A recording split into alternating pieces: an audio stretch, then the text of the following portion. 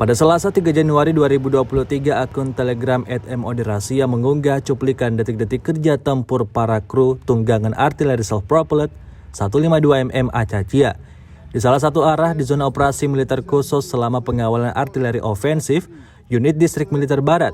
Baterai artileri self-propelled memasang 2 S3M Acacia dari posisi tembak tertutup, menyerang akumulasi tenaga kerja dan peralatan angkatan bersenjata Ukraina. Selama pertempuran, kendaraan tempur infanteri musuh dan kendaraan roda berat dengan personel dihancurkan oleh tembakan artileri, seperti yang terlihat dalam rekaman. Misi tempur sebagai bagian dari kru dilakukan oleh personel militer yang dipanggil dari cadangan sebagai bagian dari mobilisasi parsial. Hingga video ini beredar, beragam komentar dituliskan warganet.